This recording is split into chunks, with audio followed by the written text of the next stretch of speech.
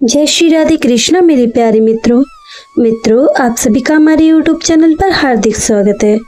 मित्रों, आज हम बात करेंगे विभीषण की बेटी और रावण के संबंध के बारे में। मित्रों, हम उसी विभीषण के बारे में बात करने जा रहे हैं और उसी की बेटी के बारे में बात करने जा रहे हैं, जिसके ऊपर एक बहुत ही प्रसिद्ध कहावत बनी है, यही कि घर का भेदी लंका ढाए। जी हाँ, विभीषण और रावण। विभीषण ने ही रावण के घर का भेद बताया था राम जी को। मित्रों, आखिर क्यों रावण विभीषण की बेटी से विभीषण का बदला लेता था? मित्रों, इसके पीछे की क्या सच्चाई है, आज इस वीडियो के माध्यम से हम आपको बताएंगे। मित्रों, 10 सिरों वाला एक महाबली योद्धा, जिसकी विद्वत्ता अपार थी परंतु कर्म उतने ही कलंकित। लेकिन क्या आपने कभी सोचा है कि इतना ज्ञानी और तपस्वी ब्राह्मण जो वेदों का ज्ञानी था, वह इतना पतित कैसे बन गया कि उसने अपनी ही भाई की बेटी के साथ अत्याचार किया? मित्रों, विभीषण जैसे धर्मात्मा के परिवार पर भी अत्याचार किया गया है रावण के द्वारा। आखिर रावण अपनी भाई की बेटी के साथ हर रोज गलत कार्य, गलत संबंध क्यों बनाता था? मित्रों, यह केवल एक कथा नहीं बल्कि एक ऐसा रहस्य है जिसे सदियों से छुपाया गया है, फिर भी लोक कथाओं और तमिल ग्रंथों में किसी न किसी रूप से जीवित रहता है। रावण केवल एक राक्षस नहीं था, वह उस सत्ता का प्रतीक बन चुका था जो स्त्री को सिर्फ भोग की वस्तु मानता था।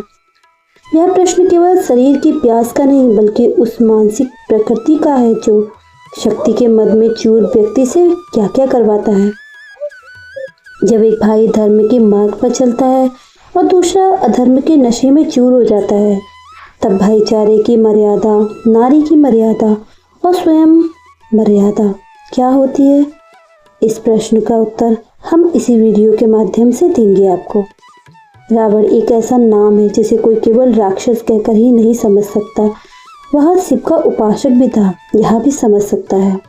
संहिताओं का रचयिता, ब्राह्मण कुल में जन्मा, समस्त वेदों का ज्ञानी और एक महान तपस्वी था। परंतु जब अहंकार और वासना का मिलन होता है तो वहां से पतन का मार्ग प्रारंभ हो जाता है। रावण की विद्वत्ता उसके चरित्र को नहीं बचा पाई, उसकी शक्ति उसके धर्म को नहीं बचा पाई और उसका ज्ञान उसकी वासना में हार गया। लंका का सिंहासन उसे केवल शासन का अधिकार नहीं बल्कि हर किसी का स्वामित्व की भावना देता था। वह सत्ता की भावना में इतना अंधा हो गया कि उसने अपनी बेटी समान अपने भाई की बेटी को भी नहीं छोड़ा। कहते हैं जब विभीषण ने श्री राम का पक्ष लिया तभी उसकी आत्मा के किसी कोने में एक ऐसी ज्वाला धस गई जिसे वह स्वयं भी नहीं बुझा पा रहा था। विभीषण जो उसका छोटा भाई था, धर्म के मार्ग पर चल रहा था, उसने सदैव रावण को अधर्म करने से रोका। परंतु रावण ने अपने भाई को धोखेबाज कहकर उसे न केवल लंका से निष्कासित कर दिया बल्कि अपने अपमान का बदला प्रतिशोध लेने के लिए उसने जो रास्ता चुना वह अधर्म के साथ साथ निचले स्तर पर भी जाता था। कुछ जन श्रुतों और लोक कथाओं में यह वर्णन आता है कि मंदाकिनी नाम से विभीषण की एक पुत्री थी। अत्यंत वह सुंदर, सुरील और सरल ब्रह्मचर्य में निपुण रहती थी। उसकी दृष्टि में रावण उसके चाचा नहीं, एक तपस्वी और पूज्य सहित पुरुष थे। लेकिन एक दिन एक अद्भुत घटना घटी। मंदाकिनी शिव मंदिर में आराधना कर रही थी, तभी रावण वहां पहुंचा। जैसे ही उसने अपने भतीजे को देखा, एक विचित्र सी कंपन उसकी आत्मा में उठी। यह ना शुद्ध प्रेम था, ना सामान्य आकर्षण, यह कुछ और था, जैसे कोई अधूरी कामना, कोई बंधन। उस दिन रावण को नींद नहीं आई। वह जानता कि वह उसकी भाई की पुत्री है, परंतु रावण के लिए वह एक केवल वस्तु थी। कहते हैं रावण ने विभीषण की बेटी के साथ जबरन शारीरिक संबंध बनाए। वह हर रात मंदाकिनी के पास जाता और उसके साथ गलत कार्य करता।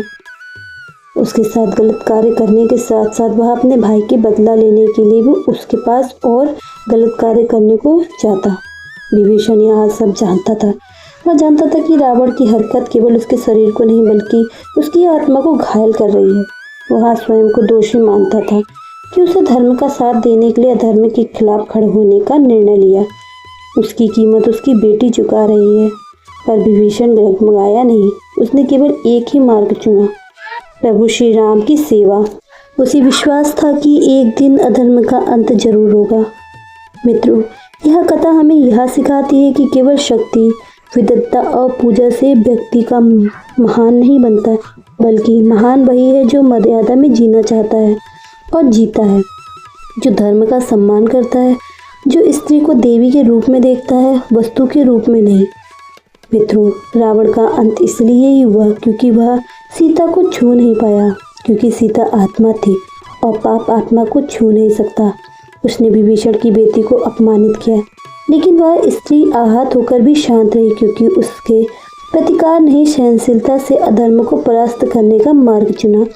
विभीषण की यह कथा हमें बताती है कि जो धर्म पर अड़ित रहता है वही अंत में उसकी विजयी होती है।